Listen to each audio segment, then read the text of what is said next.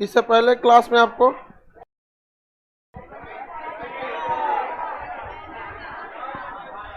वैदिक काल बताए थे, काव्यों के बारे में बताए थे, महाकाव्य काव्य समझा दिए थे।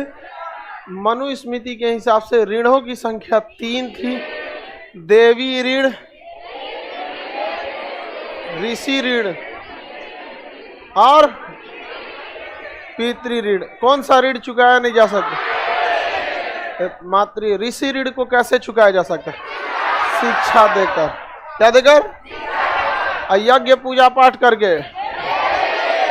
हाँ, पितृ ऋण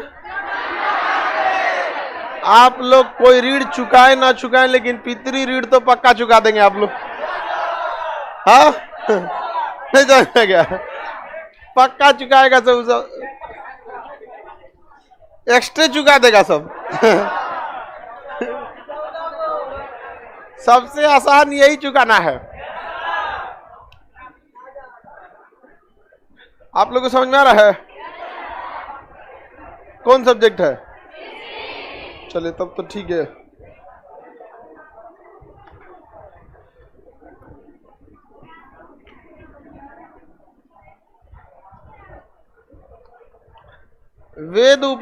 बताइए, वेद वेदांग पुराण को पढ़ाने वाले टीचर को क्या कहा गया? क्या कहा गया? उपाध्याय। बढ़िया जी, तुम लोग को याद है। वैदिक काल पढ़ा रहे थे। चलिए, वैदिक काल पढ़ा रहे थे तो उसके बारे में अब हम लोग समझते हैं। किसके बारे में? वैदिक काल के बारे में। देखिए लाइव में सब लोग ध्यान से समझिएगा।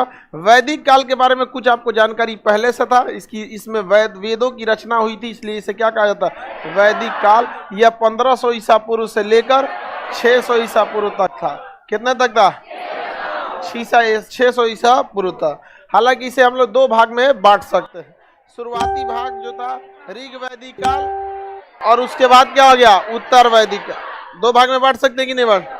1500 से लेके 1000 तक ऋग वैदिक, और 1000 से लेके 600 उत्तर वैदिक काल। कोई दिक्कत नहीं ना? तो वैदिक काल कितनी भाग में बढ़ जाएगा? 2 भाग में। पहला बोलिए ऋग वैदिक काल, और दूसरा उत्तर वैदिक काल। उत्तर वैदिक काल, उत्तर वैदिक काल। ये 1500 से लेकर 1000, और ये 1000 से लेकर 600 ईसा पूर्व। ये पूरी तरह से ग्रामीण था वैदिक काल, लेकिन इसमें भी ऋग वैदिक काल कुछ ज्यादा ही देहाती टाइप का था, और ये थोड़ी सी उत्तर वैदिक काल शहरी होने लगा था। यही रीजन है कि उत्तर वैदिक काल में जो पुस्तक लिखा गया अर्थर्ववेद, उस अर्थर्ववेद का एक भी आरण्यक नहीं मिला। बाकी वेद त्रयी, यानी जो 3 वेद है, त्रयी मतलब कितना? 3, उसके आरण्यक मिले हैं, जबकि वेद अर्थर्ववेद का नहीं मिला। ऋग वैदिक काल जो था, इस समय आप कुछ इसकी विशेषता देख लेते हैं। यह ऋग वैदिक काल जो था, इस समय की ये व्यवस्था कैसी थी? ग्रामीण थी। कैसा था? ग्रामीण था। इस समय लोगों में क्या था? गाय सबसे प्रमुख जानवर था। व्यवसाय में सबसे प्रमुख क्या था? कृषि था। गाय को अधन्या कहा गया है। क्या कहा गया? अधन्या कहा गया है। और गाय हत्या पर मृत्यु दंड की सजा थी। अगर गाय की हत्या कर देंगे तो क्या हो जाता है? मृत्यु। राजा का मुख्य काम था गविष्टि करना। क्या करना? गविष्टि मतलब गाय की क्या करना? खोज कर। गाय की क्या करना? खोज, रक्षा या खोज करना। गाय का अगर गायब हो गई है किसी की तो उसको पता लगे। अधन्या किसे कहा गया? क्या कहा गया? गाय को अधन्या के नाम से जाना गया। इस समय राजतंत्र था। वैदिक काल में क्या था? राजतंत्र। वैदिक समाज कैसा था? राजतंत्र। सबसे ऊंचा कौन होता था? राजा। और सबसे छोटी इकाई गांव का प्रधान। गांव का प्रधान। देखिए बिहार में गांव के प्रधान को मुखिया कहा जाता है। वो 6000 के ऊपर 6000 जनसंख्या के ऊपर एक मुखिया होता है। उत्तर प्रदेश में जो होता है प्रधान होता है। उसी तरह वैदिक काल में प्रधान को ग्रामीण कहा जाता था। क्या कहा जाता? क्या कहा गया? ग्रामीण। लेकिन आज के वक्त में गांव के रहने वाले हर व्यक्ति को क्या कहा जाता है? ग्रामीण। लेकिन उस समय वो जो मुखिया होता था ना, वही क्या होता था? ग्रामीण। सबसे बड़ी इकाई शासन की राजा। राजतंत्र था तो सबसे बड़ी इकाई राजा। सबसे छोटी इकाई क्या हो गए? ग्रामिक हो गई। कौन सी हो गई? ग्रामिक हो गई। ऋग वैदिक काल में ही सब चीजों की ज्यादा जानकारी मिलती है। ऋग वैदिक काल यानी 1500 से लेके 1000 ईसा पूर्व जब भी कभी किसी के वंश का निर्धारण होता था तो किस आधार पर होता था? कर्म के आधार पर। वंश का निर्धारण कर्म के। लेकिन उत्तर वैदिक काल में जन्म के आधार। वंश का निर्धारण कैसे हो गया? जन्म के आधार पर। कैसे हो गया? जन्म के। लेकिन प्रारंभ में ऐसा नहीं था। आर्य की भाषा कौन थी? संस्कृत। आर्य खुद को क्या कहते थे? श्रेष्ठ। जो संस्कृत नहीं जानते थे उन्हें निम्न या फिर अनार्य। उत्तर भारत का आर्यीकरण किसने किया? गौतम राहुगण। गौतम राहुगण। उनके राजा का नाम क्या था? विदेह। राजा से क्या मतलब है? ऋषि जी का नाम याद रखिए, गौतम राहु। दक्षिण भारत का आर्यीकरण अगस्त ऋषि ने। किस पुस्तक में पाटलिपुत्रा को अछूतों की भूमि कहा गया? अर्थर्वेद में। किसमें कहा गया? अर्थर्वेद में कहा गया है। ऋग वैदिक काल में बताइए दशराज का युद्ध हुआ था कि नहीं हुआ था? इस दशराज के युद्ध में आर्य जीते थे कि अनार्य? आर्य अनार्यों के कितने राजाओं को हरा दिए? 10। कौन जीत गया? आर्य।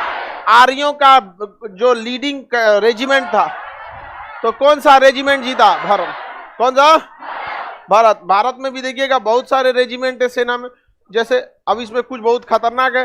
Naga regiment, Humayun regiment, Gorkha. Gorkha regiment में तो मत पूछिए। गोरखा रेजिमेंट वालों की हाइट सबसे कम होती है तो पहाड़ पे एकदम इजीली चढ़ जाते हैं। अब मार करने के लिए गोरखा रेजिमेंट वाले सबसे प्रमुख जाने जाते हैं। वहां समझ में आए ना? गोरखा जहां जाते हैं सब ना बहुत खतरनाक मारते हैं। वहां पर दुश्मन के लाश से मतलब उसके खूनवा अपने उस पर लगाते हैं। अगर तलवार निकाल दिया, खुखरी बोलते हैं। गोरखा जो होते हैं अब के समय तो उनका जो हथियार होता है ना उससे क्या कहा जाता है? खुखरी कहता है। इस टाइप का लियर होते हैं खुखरी। अभी इससे अगर निकाल दिए तो आज के वक्त में भी 2022 में भी अगर खुखरी निकाल दिया तो किसी ना किसी को मारेगा वो। मतलब खुखरी निकल गया तो बिना खून पिए नहीं जाने वाला। आज के डेट में भी 2000 इतना 21वीं सदी में भी अगर वो खुखरी निकाल दिया नहीं तो अपने खून लगाएगा। तो कहता अपन लगेलो तो जब मार देते तो दूसरा क्या? गुरखा इतने खतरनाक होते हैं। एक गुरखा सैनिक था मतलब छुट्टी पे ट्रेन में जा रहा था। ट्रेन में कुछ लुटेरे घुस गए सब, लगभग 20-22 की संख्या में लूटने लगे सब। इसका भी सामान छीन लिया सब। तो ये भी कहा कि भाई बहादुरी और समझदारी में अंतर होता है ना। अब क्यों जी हम ट्रेन में चल रहे हैं, ट्रेन में तो एक दो आदमी के दिमागो काम नहीं करता है। इन्ने सीट उन्ने सीट, भागेंगे किधर से? लड़ जाएगा उसी में, भीड़ भाड़ दुनिया भर का, वो भी चलते स्पीड। उन्होंने भी अपना भी सामान दे दिया। लेकिन वो लुटेरे कुछ देर बाद लूटपाट करने लगे, एक महिला का छेड़खानी करने लगे। अब इसके अंदर का गुरखा जग गया। का इंडियन आर्मी का गुरखा अब खुखरी लेके जाता है, निकाला मारना जब चालू किया ऑन द स्पॉट 4 आदमी को वहीं काट दिया और पूरे के पूरे 2200 को मार के भगाया। कोई अपने पैर पे उठ के नहीं गया 2200 में से, सब लंगड़ा के गया था सब। इतना खतरनाक गुरखा बेसिकली हिमालयी क्षेत्र के रहते हैं। नेपाल और बंगाल के क्षेत्र में ये गोरखा ज्यादा पाए जाते हैं। एक बार तो आंदोलन ही हो गया था आज से 6 साल पहले गोरखा लैंड को लेकर। बंगाल और आसाम के एरिया से काट के वो अपनी मांग कर रहे थे, हमको क्या चाहिए? गोरखा लैंड। समझ में आया कि नहीं? बहुत खतरनाक भारत के सैनिक। हर भारत का हर रेजिमेंट की अलग अलग कहानी है। जैसे बिहार रेजिमेंट है, बाढ़ के समय में दे दीजिए, दौह के मार देगा उनको। राजस्थान का, राजस्थान वाला जो थार का एरिया है, तो हर रेजिमेंट इसलिए बनाया जाता है ना कि वो किस एरिया में सरवाइव कर सकता है। अब जैसे बिहार के सैनिकों को आप अगर कहिएगा बहुत ज्यादा माउंटेन पे करने के लिए, तो नेचुरली वो नहीं है। वो अलग बात है कि ट्रेनिंग के दम पर उनको आप कहीं पे भी भेज सकते हैं, बट नेचुरली नहीं है। और अगर पहाड़ पे भेजना है तो उत्तराखंड के कुमाऊं रेजिमेंट को भेजिए ना, गढ़वाल और कुमाऊं, पहाड़े पे उन लोग का जन्मे हुआ है। उत्तराखंड के लोग जन्म लेते पहाड़े देखवे किया, तो उनके लिए क्या है? कंपेरेटिवली ईजी है। समझ में आया कि नहीं? अब हम लोग को कोई थार के मरुस्थल में भेज देगा, गर्मिया में छोड़ देगा चमड़ा। लेकिन सेना क्या इतना बेहतरीन ट्रेनिंग होती है कि कहीं भी एकोमोडाइज कर सकते हैं। याद कीजिए आज से 2 साल पहले जून 2020 कर्नल संतोष बाबू बिहार रेजिमेंट के थे, गए थे बात करने ना, रात 2 बजे मार दिया था कर्नल संतोष बाबू को लाठी से। यहाँ पे उनके सर पे बहुत ज्यादा इंजरी कर दिया था, उनकी आकस्मिक वहां पे जो चोट ज्यादा लग गई वो शहीद हो गए। अब लगभग भारत से 4-5 और अन्य जवान ऑन द स्पॉट शहीद हुए थे। और वहां ड्यूटी पे थे कौन? बिहार रेजिमेंट और सिख रेजिमेंट। ऊपर से आदेश आया था कि भाई 1996 का समझौता है कि हम लोग को क्या नहीं करना है? मार नहीं करना है। अब वहां था बिहार रेजिमेंट वाला, कहा कि ठीक है समझौता, मारा रतिया 2 बजे घुस के चाइना वाले को 40 को मार के गिरा दिया। वहां पर हमारे कर्नल संतोष बाबू शहीद हुए थे, वहां मेजर जनरल को मार दिया। और हालत ये हो गया मेजर जनरल को मारने के बाद कि वहां बिहार रेजिमेंट डटी रही, वहां सिख रेजिमेंट डटी रही, और वहां चाइना की ओर से 9 बार ट्रांसफर हुआ। जो आता था उसका तबीयत खराब हो जाता था, चल जाता, तबीयत नहीं खराब होता था, डर के पेट खराब हो जाता था। समझ में आ गया कि नहीं आ गया? मारा घूस के रतिया 2 बजे मारा। हम लोग पूछे, लोग यहाँ पे ऊपर से आदेश आया दिल्ली से, समझौता है। हम थोड़े समझौता किए हैं, समझौता आप लोग किए हैं। यहाँ पर हमारे कर्नल को मारेंगे, समझौता देखेंगे। मारा सब विकेट पे जाली बांध के, तो कटीला तार होता है ना, और कटीला तार से मारिएगा तो कैसे होगा? तो विकेट ले लिया और उस पर बांध दिया कौन? कटीला तार। मारा एक को जनरल, सब जना उधी आ गए। यहाँ पे हम नाम भी बताते सबका, लेकिन ससुरा हमको जीएस याद हो गया, लेकिन चाइनीजों का नाम ना याद होता है। छोटा सबका नाम ऐसा लगता है जैसे लगता है दवाई का नाम है कौन, पागल की तरह रहता है। लेकिन मारा सब बहुत जबरदस्त। तो अभी क्या है ना कि भारत में हर रेजिमेंट ने अपना योगदान दिया, चाहे वो महार रेजिमेंट हो, सिख रेजिमेंट हो, चाहे वो लाइट इन्फेंट्री हो, राजपूताना रेजिमेंट हो, राष्ट्रीय राइफल हो, पैरासूट, हर। तो हम यही नहीं कह सकते कि कौन रेजिमेंट अच्छा है कौन खराब है, सबने अपना अपना काम किया अपनी जगह। लेकिन उस समय का सबसे आगे कौन रेजिमेंट हुआ था? भारत का। कौन था? भारत। दशराज के युद्ध में किस कबीले की जीत हुई? भारत। भारत का नाम क्या पड़ गया? भारत। और भारत में सोना इतना ज्यादा था कि क्या हो गया? सोने की चिड़िया। अभी भी भारत है बेरोजगारों का कबूतर खाना। आगे बढ़ जाए, किसी को कोई दिक्कत नहीं। इस समय कई सारी चीजें की अलग अलग जानकारी थी। अब देखते हैं, इस समय का जो समाज था वो 4 वर्ण में बटा हुआ था। इस समय समाज कितने वर्ण में बटा? वर्ण की संख्या कितनी थी? 4। वर्ण की संख्या 4। देखिए, जो सबसे ज्यादा संख्या में थे उनका नाम था शूद्र। शूद्र दूसरे की क्या करते थे? नौकरी करते थे। अब आपको पता है कि ऋग वैदिक काल में कर्म के आधार पर होता था, और जो दूसरों की रक्षा करता था वो क्षत्रिय, जो व्यापार करता था वो वैश्य। व्यापार करने वाला वैश्य कहलाया। क्या कहलाया?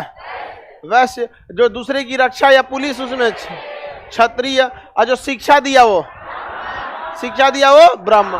और इनके ऊपर कौन थे? भगवान। इनके ऊपर भगवान। तो ये उस समय का समाज था। अब देखिए, शिक्षा देने वाले की संख्या कम रहती है, ग्रहण करने वाला ज्यादा रहता है। अब यही देखिए ना, इस क्लासरूम में यहाँ पर दिख रहे हैं, हम यहाँ से आप लोग को बता रहे हैं, ग्रहण करने वाले ज्यादा हैं। तो देखिए, तो उस समय के हिसाब से जो शिक्षा या जो दूसरों को मतलब ज्ञान देता था वो क्या कहलाता था? ब्राह्मण। जो पुलिस, सेना या फिर सुरक्षा में लगा रहता था क्षत्रिय। जो व्यापार करता था वैश्य। और जो दूसरे के यहाँ नौकरी करता था शूद्र। आप सब लोग नौकरी के लिए तैयारी कर रहे हैं, आप सबको नौकरी होगी, आप किस में चले जाएंगे? शूद्र में। किस में चले जाएंगे? शूद्र में। हम आपको शिक्षा दे रहे हैं, किस में चले जाएंगे? आप में अगर किसी की नौकरी एनडीए, सीडीएस, एयरफोर्स इस सब में लगी है, किस में चले जाएगा? क्या हो जाएगा? क्षत्रिय। और इसमें कोई मजाक करके पढ़ाई करेगा, नौकरी होगा नहीं, वापस जाके किराना का दुकान खोलेगा, किस में चला जाएगा? वैश्य में। समझ में आ गया कि नहीं?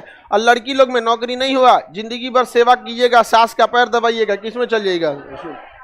तो ये कर्म के आधार पर था। किस समय में? ऋग वैदिक। लेकिन यही व्यवस्था उत्तर वैदिक काल में वंश के आधार पर। अभी आप कुछ भी करते रहिए, जिस वंश में जन्म ले लिए वही रहिएगा यहाँ पर। अब आप बताइए, पहले वाला ठीक था या अभी वाला? पहले वाला ठीक था। समझ में आ गया कि नहीं आ गया? आगे बढ़े। ब्राह्मण के ऊपर कौन थे? भगवान थे लोग उसके ऊपर। ब्राह्मण के ऊपर भगवान। ब्रह्मा की प्रतिछाई कहा जाता है। किसे? ब्राह्मण को ब्रह्मा की छाया कहा जाता है। पहले वाला ही ठीक था। देखिए, पहले वाले में एक चीज रहता ना, एक के घर में 4-5 गो जाति रहती। समझ में आई नहीं? अच्छा रहता, बवाल कम से कम तो नहीं होता ना। हम लड़ाई झगड़ा हो जाता है ये धर्म, मतलब धर्म के बारे में। देखिए, एक धर्म दूसरे धर्म में कल्चर थोड़ा अलग होता है, लेकिन यार एक के धर्म में जाति को लेके किस बात का झगड़ा है भाई? कल्चर सेम है। अब जैसे देखिए, एससी का जो कल्चर है, एसटी का कल्चर है, ओबीसी का है, जनरल का, सब एक ही है। अभी नवरात्रि ये आएगा, आपका सावन आएगा, सब लोग उसी रीति से जो पूजा करना है सबको, ओकरा में काज ने का नौटंकी करके रखा। और उसके बाद भी ना, जाति में भी जाति है, देखिएगा ना, बॉडी टाइप का जाति है। बाप रे बाप, इतना तो बायोलॉजी में फाइलम नहीं है, नहीं समझे?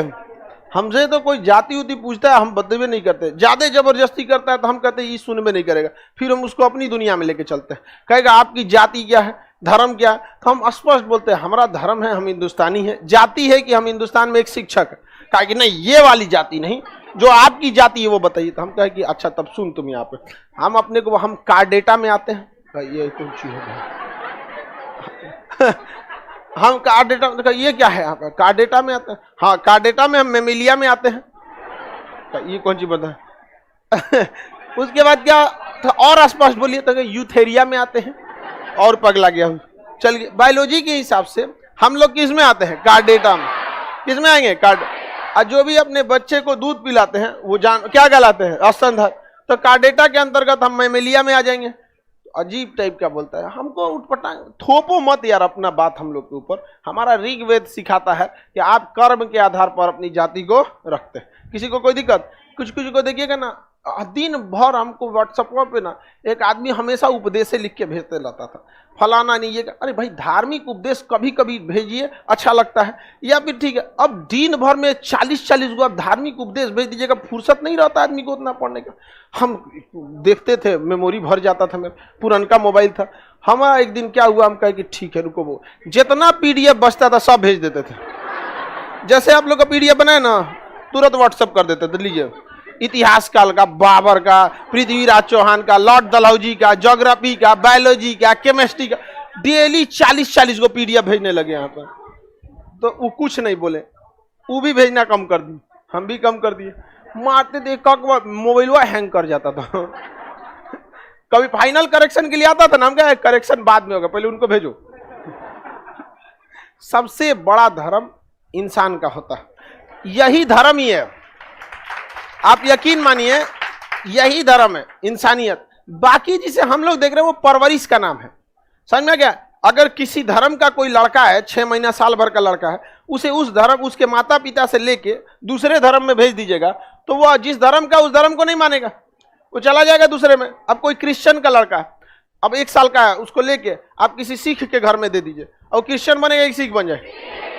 कोई मुस्लिम का लड़का, उसे हिंदू धर्म के लड़के को क्या बन जाएगा, कोई हिंदू धर्म का, उसको छोटा बच्चा उसे जैन धर्म के यहाँ दे दे, क्या बन जाएगा। अच्छा एक ईसाई के घर से आम का पेड़ लाइए, उसे किसी हिंदू को दे दीजिए, क्या बनेगा, आम। किसी हिंदू धर्म के घर से आम का पेड़ लाइए किसी जैन धर्म वाले, क्या बनेगा। इसका मतलब इंसान जो अपना खुद का नेचर है बस वही नहीं चेंज करता, आम ही रह गया लेकिन धर्म बदल गया। लेकिन एक चीज नहीं बदलेगा, वो हिंदू के घर भी पलता तो इंसान कहलाता, ईसाई के घर में भी है तो इंसान कहलाएगा, मुसलमान के घर में भी है तो इंसान कहलाएगा। यही धर्म है ओरिजिनल, जो चेंज नहीं होता।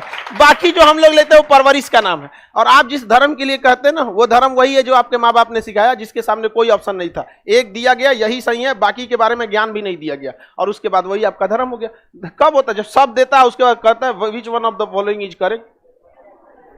नहीं समझे, which one of the following is correct, तब आपको लगता है कि नहीं किसमें सेवा भाव ज्यादा है, किसमें क्या। इसलिए देखिए बाबू, सब धर्मों की आप सब धर्मों को मान नहीं सकते, किंतु सबके प्रति इज्जत रखिए। मानना ना मानना आपके हाथ में है, हमारे कहने से नहीं होता है। आप अपने धर्म को अच्छे से मानिए, लेकिन आपका धर्म या किसी का धर्म ये नहीं सिखाता है कि आप दूसरे के प्रति क्या करिए, बेइज्जती कीजिए। यहाँ पर दूसरे के प्रति सम्मान कीजिए, मानिए अपना हुमच के, मानिए जितना मन करना है मानिए अपना। यहाँ पर नौकरी वोकरी हो जाए, सावन में जाइए एकदम बढ़िया, बाबा का दर्शन करके आइए। नहीं समझ में आया, तो ये सारी चीजें धर्म हमेशा इंसानियत सिखाता। आगे बढ़े, हिंदू मुस्लिम सिख ईसाई सब भाई, बहुत पुराना हो गया अभी। हाँ बोलो। हाँ, सिंधु सभ्यता वाले लोग कहाँ थे, उसी एरिया के थे। नहीं, जैसे आप सिंधु सभ्यता बहुत समय पुरानी थी, उससे पहले लोग आदि मानव थे। समझ में गया, आदि मानव आके कहां बस गए, सिंधु सभ्यता का। धीरे धीरे धीरे वो चलते गए, 100 200 300 400 साल हो गया, तो वो धीरे धीरे बोलना सीख गए, लिखना सीख गए, तो वही क्या करने हैं, सिंधु सभ्यता का निर्माण कर दिए। और अलग अलग दुनिया में सभ्यताओं का निर्माण हुआ, और जब सारी सभ्यताएं बन गई तब इधर से उधर आवागमन चालू हुआ। जिस प्रकार किसका निर्माण हुआ, वैदिक सभ्यता। आगे बढ़ जाए तो बताइए कितने भाग में समाज बटा हुआ था, कितने भाग में, 4 भागों में समाज क्या हुआ था, बटा हुआ था। आगे बढ़ जाते हैं, वैदिक काल में 3 प्रकार के यज्ञ होते थे। समाज कितने भाग में था? 4। यज्ञ कितने प्रकार? 3 प्रकार के यज्ञ होते थे। देखिए इसमें सब आपका लिखा होगा, बट इधर उधर थोड़ा सा दे दिया होगा। ये तो याद हो गया ना आपका? दूसरे के यहाँ नौकरी करने वाला, व्यापार करने वाला, क्षत्रिय मतलब समझ में गया। सेना में जाने वाला कौन थे? क्षत्रिय। सेना में जाने वाला क्षत्रिय। शिक्षा देने वाला। आगे बढ़े।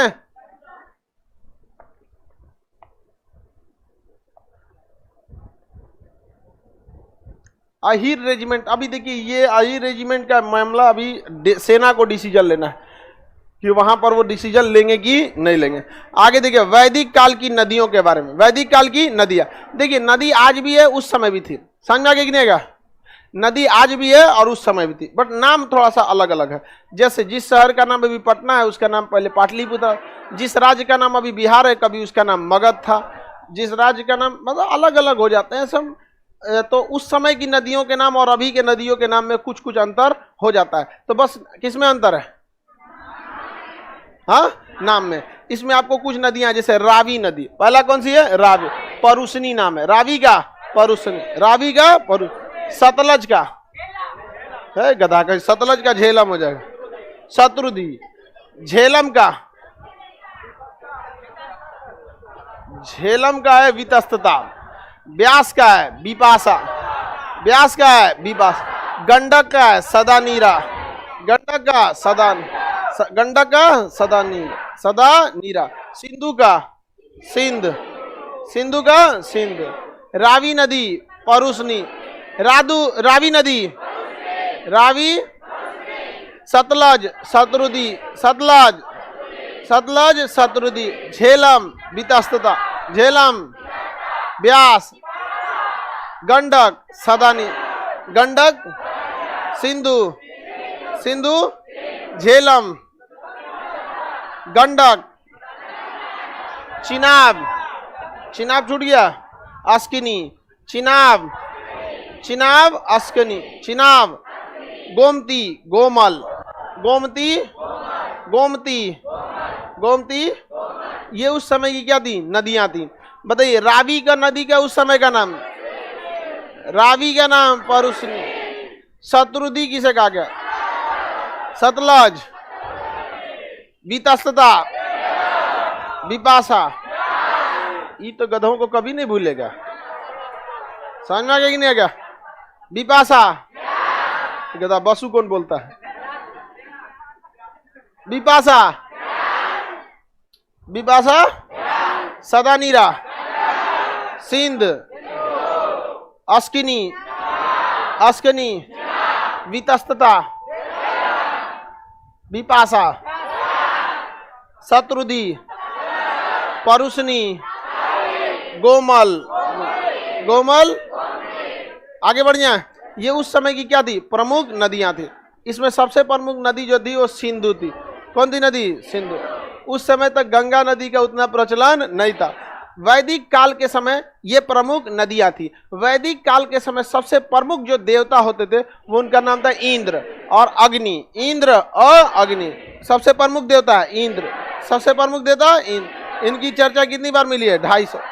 इनका मुख्य रूप से पूजा किस लिए होता है? युद्ध के लिए। इसलिए इन्हें क्या कहा गया? पुरंदर। पुरंदर मतलब क्या होता है? किला। पहले के समय में जब तक आप किला तोड़ के अंदर ना घुस जाते हैं तब तक आप युद्ध नहीं जीते हैं। तो पुरंदर मतलब किला तोड़ने वाला। समझ में गया? किसे कहा गया? इंद्र। कितनी बार चर्चा है? 250 बार। तो बताइए नदी तो याद हो गया ना? नदी याद हो गया। पुरंदर किस देवता को कहा गया? किस देवता को? इंद्र देवता को। इंद्र सबसे प्रमुख देवता कौन थे? इंद्र सबसे प्रमुख देवता इंद्र। कितनी बार चर्चा? 250। अग्नि की चर्चा 200। अग्नि की चर्चा। अग्नि सबसे प्रमुख देवता। उसके बाद अग्नि। अग्नि के बाद हाँ अग्नि के बाद वरुण देवता। ये किसके देवता थे? वायु। वरुण, वरुण देवता वायु के। वरुण देवता वायु। तो वैदिक काल के सबसे प्रमुख देवता। वैदिक काल के सबसे प्रमुख जीव, सबसे गाय, सबसे प्रमुख पशु, सबसे प्रमुख देवता, सबसे प्रमुख देवता सबसे प्रमुख नदी सिंधु। कौन सी? सिंधु। इंद्र की चर्चा कितनी बार? अग्नि की चर्चा। वरुण देवता किस चीज के? वरुण देवता, सोम देवता जंगल, सोम देवता जंगल। उस समय जंगल एक प्रमुख साधन हुआ करता था। इंडस्ट्री, फैक्ट्री, हाईवे, सड़क तो थे नहीं, जंगल से जो चीज मिलता है उसको ले लीजिए। बताइए, सोम देवता तूफान के मारुत, तूफान के मारुत, तूफान। सबसे प्रमुख देवता अग्नि की चर्चा कितनी बार? वायु के देवता कौन थे? जंगल के देवता कौन थे? मारुत किसके देवता थे? क्रोध के देवता रौद्र, क्रोध के देवता, क्रोध के देवता। वैसे भी कहा जाता है, कोई गुस्सा होता तो कहता है रौद्र रूप दिखाएंगे, सुनेंगे अपना क्या दिखाएंगे? रौद्र रूप। अभी कुछ दिन पहले देखिएगा न्यूज वाला चला दिखाएगा, सब आने वाले देखिएगा, उस सब का पहले से फिक्स है। 1 महीना बाद बाढ़ आएगा भयानक, दिखा कोसी ने दिखाया अपना रौद्र रूप, गंगा ने दिखाया अपना रौद्र रूप। अरे ये हम लोग को क्या दिखा रहे हो? चोट्टा नेतवन को दिखाओ, मशरूमों को दिखाओ, हम लोग को दिखाता है सर रौद्र रूप दिखा। हम लोग तो झेलिए रहा आदमी, बाढ़ वाला इंसान क्या कर रहा है? झेल रहा है। अब आप बताइए, जिसके क्षेत्र में बाढ़ आता है उसके खेत की जमीन की वैल्यू नहीं रहती है। 50,000 रुपया कट्ठा चल जाए बहुत है कोसी क्षेत्र में, और दह जाता है जमीनें। और बजाय किसान सब जो है ना बेचारा बहुत मतलब क्या है, उसको डबल घाटा लगता है। जैसे किसी का फसल बाढ़ में दह जाएगा ना तो उसको 2,000 रुपया दिया जाएगा, 2-3 हजार रुपया मिलता है मुआवजा। और पता है वो अगर 2,000 रुपया ले लिया ना, अब वो एमएसपी पे अपना गेहूं नहीं बेच सकता है। एमएसपी वो रेट होता है जो मतलब एक रियल रेट है बाजार का, सरकार उसी रेट पे खरीद लेती है। तो अगर आप मुआवजा ले लिए ना तो सरकार कहेगी आपका तो दह गया था फसल, आप तो मुआवजा ले लिए थे। अभी बेचारा किसान को कोई समझाने वाला नहीं है, तुम्हारा 2,000 के चक्कर में 20,000 का लॉस कर दिया। अब सरकार जो एमएसपी पे गेहूं खरीदती है 18-19 रुपया, अब बाजार में बिक जाता है किसानों से 14-15 रुपये में। अब बताइए 1 किलो पे अगर 4 रुपया का आपका लॉस हो रहा है, उसके पास 10 कुंटल 20 कुंटल है तो बहुत अच्छा खासा लॉस हो जाएगा कि नहीं हो जाएगा? आप बताइए, यही करता है सर नेता। आपको क्या दे दिया सब? 2,000 का मुआवजा, और ठग दिया सब आपको 20,000 रुपया। तो ये सब चीजें गड़बड़ हो जाता है। उस समय खेती सबसे प्रमुख साधन था। देवता में याद हो गया कि नहीं हो गया? देवता सबसे प्रमुख देवता, जंगल के देवता, जंगल के देवता विष्णु भगवान का उस समय उतना प्रचलन था ना। सबसे प्रमुख कौन थे? इंद्र। वैदिक काल में सामाजिक व्यवस्था देखते हैं। सबसे बड़ा पद कौन था? राजा का। सबसे बड़ा पद, सबसे छोटा पद क्या था? ग्रामीण। सबसे छोटा पद ग्रामिक था। क्या था? ग्रामीण। देखिए उस समय 3 प्रकार के सम्मेलन हुआ करते थे। कितने प्रकार के? 3। सभा, समिति और विधत। सभा, समिति और विदत। सभा, समिति और विदत। सभा, समिति और विदत। सभा, समिति और विदत। सभा ऊंचे लोगों का संगठन था, विदत जो था वो नीचे लोगों का समिति जो था वो नॉर्मल लोगों का संगठन था। और ये हो गया आपका विदत में जो महिला पुरुष दोनों इसमें रहते थे। देखिए सभा, समिति जो था, सभा जो होता था और समिति होती थी, इसे प्रजापति की 2 बहनें कहा गया। प्रजापति का 2 बहन किसे कहा जाता? हाँ, सभा और समिति को। सभा और समिति को। सभा और समिति में महिलाओं का जाना वर्जित था, महिला इसमें भाग नहीं लेती थी। हालांकि सभा और समिति को क्या कहा गया? प्रजापति की 2 बहनें। किस वेद में कहा गया? तो अर्थर्वेद। किस वेद में? अर्थर्वेद। अर्थर्वेद में 3 सम्मेलन में से कितने सम्मेलनों की चर्चा है? 2। किसकी किसकी? सभा और समिति। सभा और समिति। सभा और समिति। इसे प्रजापति का क्या कहा गया? 2 बहन। क्या इन दोनों में महिलाओं का प्रवेश था? उस समय का सबसे बड़ा हिस्सा क्या था? विदत। सर्वाधिक चर्चा किसकी मिलती है? विदत। देवताओं में सर्वाधिक चर्चा, देवताओं में सर्वाधिक चर्चा। आगे बढ़ जाए। देवताओं में सभा, समिति और विदत 3 प्रकार के क्या थे? संगठन थे। महिलाएं किसमें भाग ले सकती थी? महिलाएं किसमें भाग नहीं लेती थी? हाँ, सभा किसमें भाग नहीं ले सकते थे? प्रजापति की 2 बहनें। हाँ, सभा और समिति में। किसमें थी? सभा और समिति में। महिलाएं किसमें भाग नहीं ले सकती थी? महिलाएं किसमें भाग ले सकती? उच्च जाति वाला भी भाग लेता था, निम्न जाति वाला भी। सबका मिला जुला क्या था? बाकी में क्या थे, रिस्ट्रिक्शन थे। इसमें जैसे देंगे संभ्रांत यानी उच्च लोग, इसमें क्या, सॉरी वाला भी भाग लेता था, निम्न जाति वाला भी, सबका मिला जुला क्या था, बाकी में क्या थे, रिस्ट्रिक्शन थे। इसमें जैसे देंगे संभ्रांत यानी उच्च लोग, इसमें क्या, सॉरी उल्टा बोल दिए क्या जी, सभा में जो थे ये लोग निम्न मतलब नॉर्मल लोग, और इसमें क्या थे, उच्च लोग। इसमें क्या थे, नॉर्मल यानी निम्न लोग, इसमें क्या थे, उच्च लोग। और सबका कॉमन किसमें था, विद। प्रजापति की 2 बहनें, सभा और समिति। सर्वाधिक चर्चा किसकी, हाँ विदत। कितनी बार, 122। कितनी बार, 122। सभा समिति की कितनी बार, 8 और 9। सभा की, समिति, विदत 122। ये आपसे संख्या नहीं पूछेगा इसकी, सब बस इंद्र भगवान और अग्नि की याद रखिएगा। इंद्र की चर्चा, अग्नि की चर्चा, जंगल का देवता, क्रोध का देवता, वायु का देवता, अग्नि के देवता, युद्ध के देवता इंद्र, किला जीतने वाले, पुरंदर का आ गया। कितनी बार चर्चा इंद्र की। सभा की चर्चा कितनी बार, 8। समिति की चर्चा 9।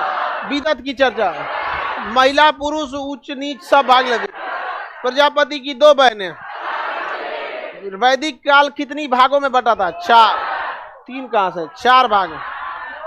वैदिक काल का समाज 4 भागों में बटा, शूद्र, वैश्य, क्षत्रिय और ब्राह्मण।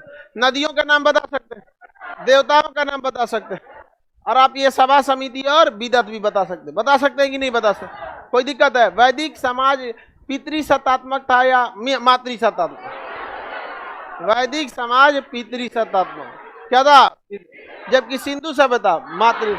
वैदिक समाज की लिपियों को पढ़ा जा सका है, अरे कुल वेद पुराण सब वही में लिख दिया, कहता नहीं पढ़ा जा सकता है। सिंधु सभ्यता वाला ने नहीं पढ़ा जा सकता, वैदिक समाज वाला तो पढ़ा ही जा सकता, नहीं पढ़ा जा सका है। किसी को कोई दिक्कत, हाँ लाइव वाला लोग आंसर बड़ी तेजी से देने लगता है। बोलो चश्मा, बोलो बाबू।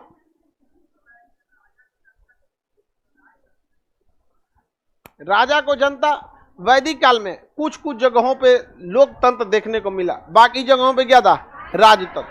पूरे देश में लोकतंत्र नहीं था, कुछ ही जगहों पे क्या था, लोकतंत्र था, जिसमें सबसे पुराना लोकतंत्र वैशाली का लिच्छवी, बाकी सब जगह क्या था, राजतंत्र। सबसे पुराना शासन तंत्र कौन सा है, राजतंत्र, राजतंत्री है सबसे पुराना जो सिस्टम है, और सबसे नया सिस्टम कौन सा है, लोकतंत्र। वो भी पुराना ही है, लेकिन अभी के समय में सबसे अच्छा रिलायबल है, इसमें किसी को दिक्कत नहीं होता है। ज़्यादा अगर आपको सरकार से दिक्कत है तो 5 साल का वेट कीजिए, उसके बाद बदल सकते हैं आप लोग। लोकतंत्र में यही ना सिद्धांत है। आप देखिएगा, बड़ा दुर्भाग्य होता है हमारे देश में, बात देश की ना हो के नेताओं की होती है। समझ में आया कि नहीं आ गया? कभी भूले भटकी कभी देश का नहीं बात करेगा सब, नेताओं का बात करेगा सब। बिहार में किस पार्टी की सरकार है, किसकी बनेगी, किसकी बिगड़ेगी, बिहार बनेगा कि बिगड़ेगा, चुट्टा इसकी बात करना, नहीं समझे? अरे हम लोग तो उस समय भी मगध कहलाते थे जब लोकतंत्र नहीं था, तब ये तो आके चौपट किया सब, नहीं समझा मशरूम सब। आगे देखते हैं लोग, किसी को कोई दिक्कत नहीं ना? बताइए, वैदिक काल में सबसे प्रमुख जीव, वैदिक काल के लोगों ने क्या तांबा खोजा था? नहीं। किसने खोजा था तांबा? किसने खोजा था? भाई पूरा पाषाण, 9 पाषाण काल में ही क्या खोजा गया? तांबा। कांसा किस समय खोजा गया? सिंधु सभ्यता। अब वैदिक वालों ने खोजा था लोहा, वैदिक वालों ने लोहा, लोहा की खोज किसने किया था? वैदिक काल ग्रामीण थी कि शहरी? लोहा की खोज किस काल में? वैदिक। कांसे की खोज सिंधु सभ्यता। सबसे पहली धातु तांबा, तो बताइए पूरा पाषाण काल में तांबा, सिंधु काल में कांसा, वैदिक काल में लोहा। और अब मारा सब हम लोग वैदिक के काल के बाद तो हम लोग मतलब ऐतिहासिक काल का शुरुआत होता है वैदिक काल से, और अभी चल रहे हैं हम लोग। अब तो इतना इतना धातु का खोज हो गया जिसका कोई हद नहीं। रसायन का ही, अब तो साइंस का ही क्या हो गया, दुनिया ही हो गया यहाँ पे। बताइए, ऋग वैदिक काल में जाति का निर्धारण किस आधार पर? किस आधार पर? और उत्तर वैदिक काल में वंश के आधार, किस आधार पर? वैदिक काल में टैक्स सबसे ज्यादा किस पर लिया जाता था? कृषि पर। और दूसरा कोई था ही क्या चीज, किस पर टैक्स लिया जाता है? कृषि पर। कृषि के टैक्स को क्या कहा जाता है? बलि कहा जाता है। क्या कहा जाता है? बलि। क्या कहा गया? बलि। जबकि देवताओं को खुश करने के लिए जो बलि चढ़ा जाता था वो भी क्या था? एक बलि। तो एक तो बलि अलग है और टैक्स को भी क्या कहा जाता था? बलि का। इस समय में मटके का प्रयोग बहुत ज्यादा होता था, जो पके हुए मटके होते थे जिस पर डिजाइन बनी होती थी, जिसे हम मृद भांड कहते हैं। क्या कहते हैं? मृद भांड। बताइए, वैदिक काल में घड़े का प्रयोग होता था? बिल्कुल होता था। उसे क्या कहा गया? मृद भांड। क्या कहा गया? मृद भांड। क्या कहा गया? मृद भांड। वैदिक काल में। लेकिन आप बताइए, मटके का यानी घड़े का पहली बार आविष्कार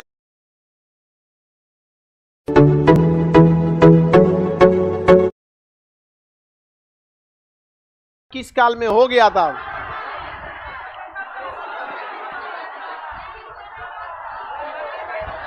कितना लोग हाथ उठाइए सिंधु सभ्यता कहता है?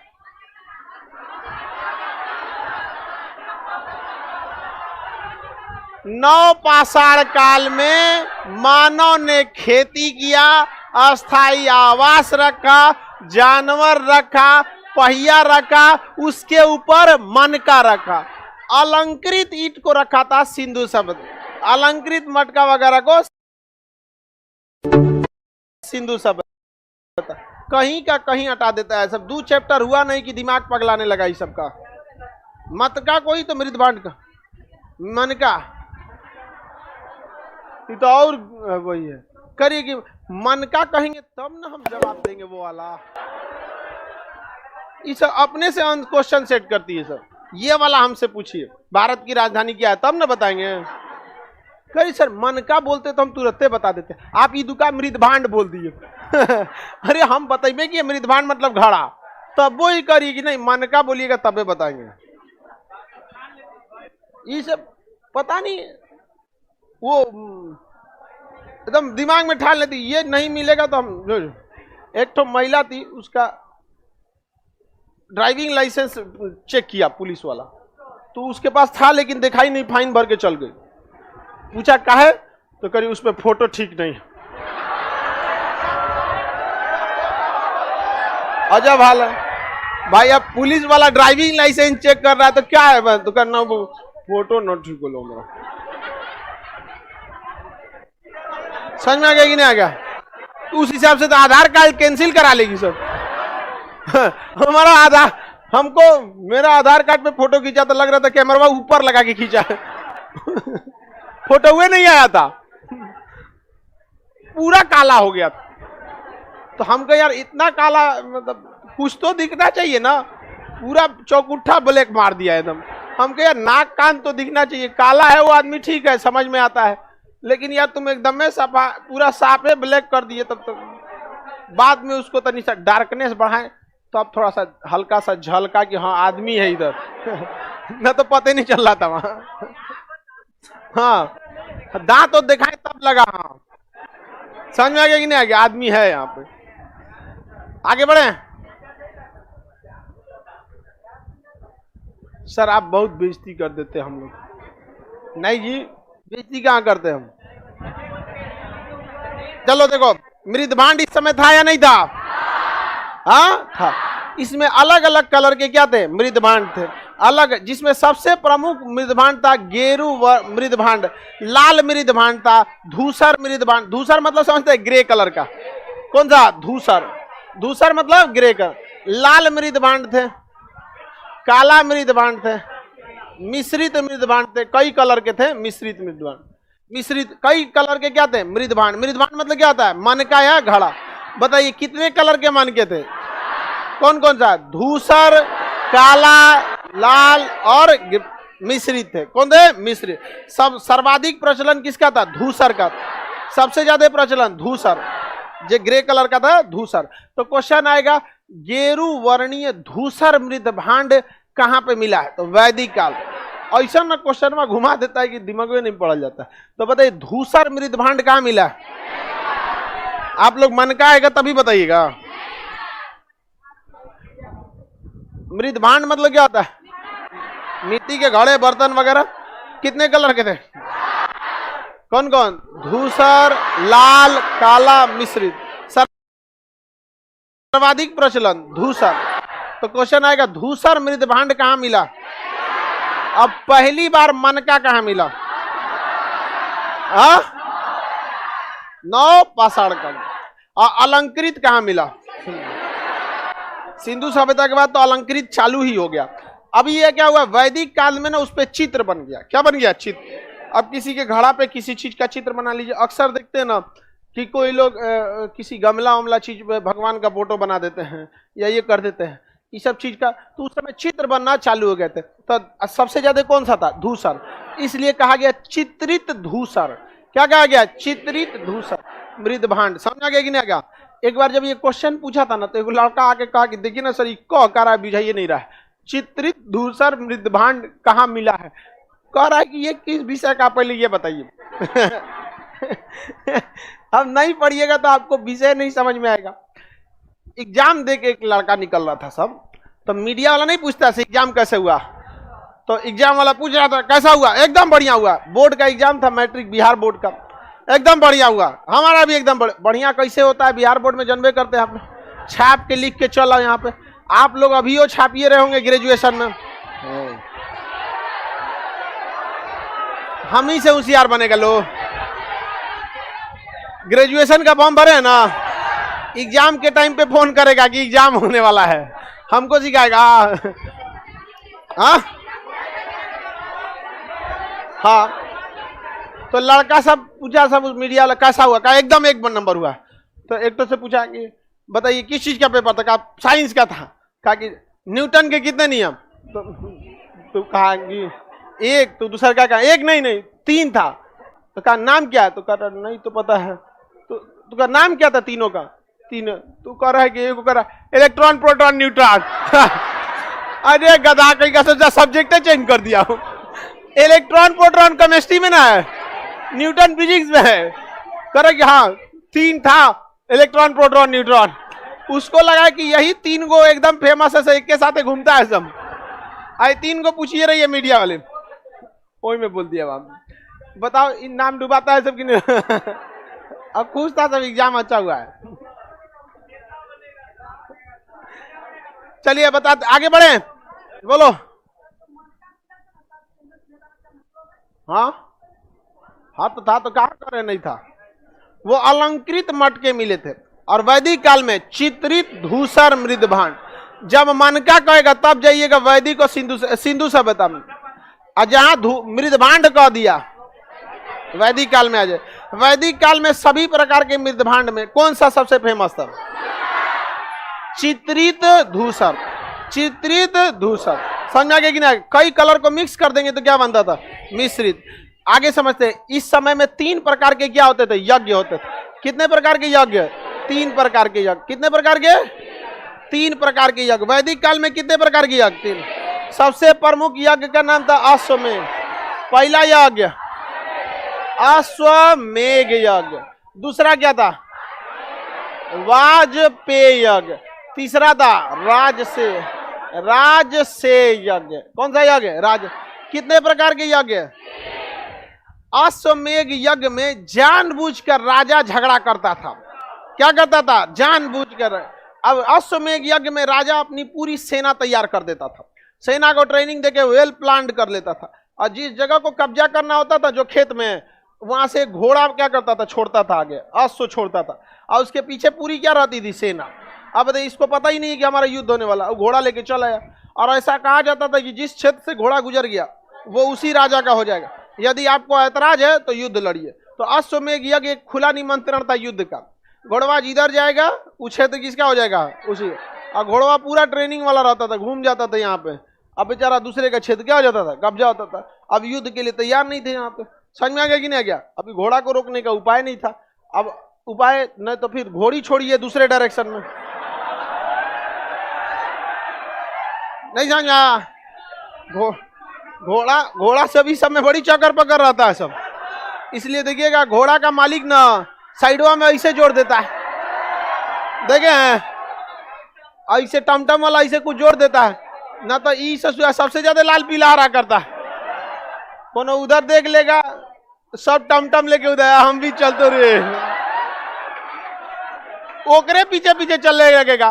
घोड़वा पूछेगा किस हॉस्टल में रहती हो?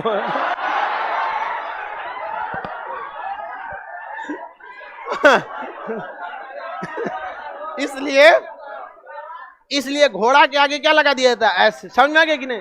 तो जब घोड़ा के आगे लगाया जा सकता है तो आप गधों के आगे भी ऐसे लगा लीजिए। चलिए, तो आप लोग बच के रहिएगा। समझ में आ गया कि नहीं आएगा? हमेशा आप लोग को समझाते हैं, मेहराने से बचिएगा।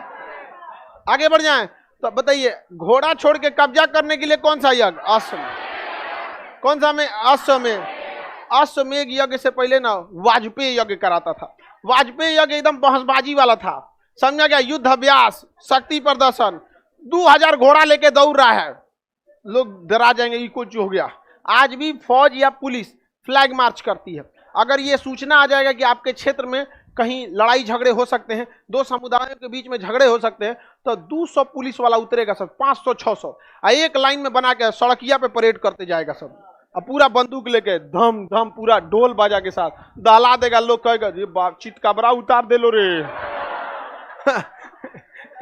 वो जो पैरामिलिट्री वाला होता है सब ना, उनका ड्रेस तो कैमोफ्लेज वाला होता है, चितकबरा, और मारता है सब ना तो शरीर भी चितकबरा कर देता है सब, जहां तहां मारेगा सब, गुजारा उखाड़ देगा सब, वो किसी को नहीं पूछता है सब। उन सब का पहला ट्रेनिंग रहता है, जो रुक गया या जो बतिया रहा है पहले उसी को मारो। इसलिए जब भी वो पीटे सब तो कुछ लॉजिक मत दीजिए कि हम इधर से जा रहे थे उधर भाग ससुरा तो नहीं, ये सब का वही ट्रेनिंग होता है। आप समझ में नहीं आ गया? नहीं सुनता है सब तो नहीं सुनाइएगा ना। जिस जो मिल गया उनको दूर देगा। मेरे पापा पारा मिलिट्री में बढ़िया है। देखिए, मिलिट्री काम आती है लड़ाई के समय में। अगर लड़ाई नहीं हुआ है तो पूरे कंट्रोल कर रही होते कौन? Para military. तो वाजपेयी यज्ञ एक तरह का क्या कहता है? शक्ति प्रदर्शन। और राजसेय यज्ञ शपथ ग्रहण। राजसेय यज्ञ शपथ ग्रहण। आप बाहुबली मूवी देखेंगे ना, जब शपथ ग्रहण होगा तब, हाँ, बल्लाल देव या ये महिला जो, देखो कभी भी डिसीजन गुस्सा में नहीं लेना चाहिए। पूरा बाहुबली मूवी को केवल 2 लोगों ने चौपट किया, एक देव सेना के जुबान और माहिष्मत, ये जो शिवकामी देवी का ईगो, दोनों का ईगो। अभी बताइए, कहीं पे भी कोई भी सामान चलेगा तो एक प्लस एक माइनस होना चाहिए, एक फेज और न्यूट्रल होना चाहिए। दोनों अपने आप को फेज समझ लिए, सब भड़क गया, यहाँ मरा गया। इसमें सबसे बेचारा नाहक में मरा गया महेंद्र बाहुबली। समझा गया? कटप्पा तो पलियर का बैनर बना दिया सब उसको। अब बताइए, इस सारा लड़ाई जो हुआ था वो देव सेना के वजह से। अब उसके लिए रिश्ता भेजी थी तो करिए कि मुझे आपका लड़का स्वीकार नहीं, उसको बोलिए मैं अपने यहाँ उसके जमाई बना के रखूंगी, मेरा सेवा करे हुए। इस टाइप के भाषा बोला जाता है। समझा गया? देखिए, हमेशा महिला लोग को कहते हैं, आप लोग कभी भी ना, आप हर जगह आप लोगों ने ही बहुत करप्शन में आप लोग का कोई योगदान नहीं है। महिलाओं को करप्शन में योगदान है। एक आध को न्यूज आता है तो उसको आप लोग नेग्लेक्ट कर सकते। एगो IAS अधिकारी पकड़ाइएगा सब, वो बहुत कम होता है वो रेशियो। ना करप्शन में इन लोग का है, ना ये मार कराने जाती है सब कहीं सड़क पे, ना दंगा फसाद कराती है सब, पूरा घर चलाती है सब। घर की अर्थव्यवस्था डूब गया तो गहना जेवर अपने रखती है सब, पूरा परिवार से सब चीज आप ही लोग करती है। लेकिन फिर भी क्यों पीछे बदनाम हो जाते हैं? बस यही वाला मैटर यहाँ पे। समझ में? हम बार बार समझाते हैं आप लोग को कि आप लोग किसी भी चीज को बोलना क्या है उसको समझिए, उससे ज्यादा सदा दीजिए, लेकिन भाषा को क्रॉस में नहीं करना चाहिए। लेकिन लड़की सबको लगता है कि हम उन सबको रिगा रहे हैं उन सबको। अरे हम क्या लिए आप लोग की बुराई करने जाए? हम तो आपकी वो बात भी बोलते हैं जिसको पता भी नहीं है कि जिसमें आप लोग की रैंकिंग अच्छी है। अभी इनसे घोष आया, हाँ जी हम तो करप्शन में भागे नहीं लिए। इसमें खुश मत होइए, नौकरी में भाग रहेगा तभी तो करप्शन में भागोगा। लेकिन अलग बात है कि महिलाएं करप्शन में भाग नहीं ले। कुछ कुछ मनबड़ होती हैं सब, जो मतलब वहां पे, हाँ। बताइए, शपथ ग्रहण के समय, शपथ ग्रहण के समय राजसेय यज्ञ। अभी देखिए ना, कोई भी शपथ लेते हैं, अभी 2 राज्यों में प्रमुख चुनाव काफी न्यूज पे रहा था, एक उत्तर प्रदेश का चुनाव और एक पंजाब का चुनाव। योगी आदित्यनाथ ने लखनऊ में शपथ लिए थे। देखिए, बहुत भव्य भीड़ का आयोजन हुआ था, पूरी लखनऊ उमड़ के चली आई थी, क्योंकि एक तरफा जीत हुई थी। तो वो कौन सा यज्ञ था? एक तरह का राजसेय। उसी तरह वहाँ पंजाब के मुख्यमंत्री भगवंत मान, उनका खटकर कला था, खटकर कला में उन्होंने शपथ लिया था, चंडीगढ़ में नहीं लिया था। भगत सिंह का पैतृक गांव में। तो अपना अपना जगह शपथ लिया जाता है। अब बिहार में राज्य से या गांधी मैदान में हो जाता है, शपथ ले लिया जाता है ना, मैं शपथ लेता हूं बाढ़ में फिर डुबाऊंगा,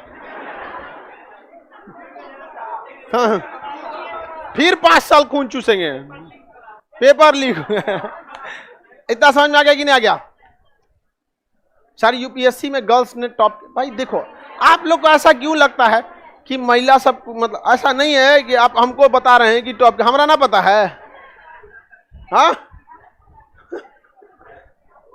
हम क्या बताते हैं? हम ही थोड़ी कहते हैं कि आप, बस यही ना बताते हैं कि भाई जो मतलब एक तो बात किस तरह से करना है। अब देव सेना मत बन जाइए लोग, नहीं तो फिर वही हाल हो जाएगा। 20 साल बाद आप लोग को फिर झेलना पड़ जाएगा यहाँ पे। तो बस जुबान को संभालना है, किसी को, लड़का हो या लड़की हो। तो आप लोग यज्ञ के कितने प्रकार देखे? 3, मृदभांड के 4, संगठनों के 3, हाँ 3 देखे, देवता देखे सबसे प्रमुख, नदी भी देख लिए, समझ में आ गया? अब बाकी का इससे पहले क्लास में आपको